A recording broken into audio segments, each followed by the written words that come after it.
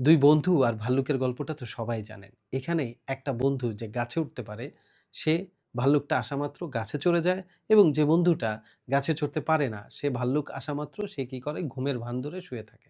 এবং এই গল্প থেকেই একটা প্রবাদ বাক্যের প্রচলন শুরু হয়। সেটা হচ্ছে দুঃসময়ের যে বন্ধু, সেই প্রকৃত বন্ধু, আর সুসময়ের বন্ধু আসলে প্রকৃত বন্ধু না। যেহেতু এক বন্ধু আরেক বন্ধুকে রেখে গাছে চড়ে গেছে, তাহলে সে এই যে দুঃসময়ের বন্ধুত্বসুলভ আচরণটা না করার কারণে সে আসলে প্রকৃত বন্ধু না। কিন্তু খেয়াল করে দেখেন ওই সময় ওই আমলে যারা এই প্রবাদ বাক্যটি পুরো বিশ্বের মাঝে ছড়িয়ে দিয়েছে, তারা কি একবারও চিন্তা করেছে একটা মানুষের পক্ষে কি একটা ভাল্লুকের সাথে ফাইট করা সম্ভব? কোনোভাবেই তো এটা সম্ভব না।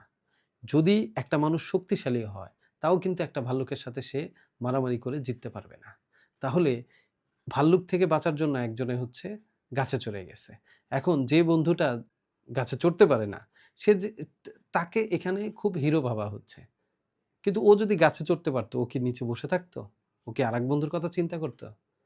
তাই আসলে এইগুলা কেন হইছে, কি জন্য হইছে, এর কোনো ব্যাখ্যা আমার মনে হয় না বর্তমান সমাজে দিতে পারবে। কারণ ওই সময় হইছে, ওইভাবে চললেই চলতেছে। এতে একজনের ভালো দেখানো হচ্ছে, হিরো বানানো হইছে, আরেকজনকে ভিলেন বানানো হইছে। আপনার কি মনে হয়?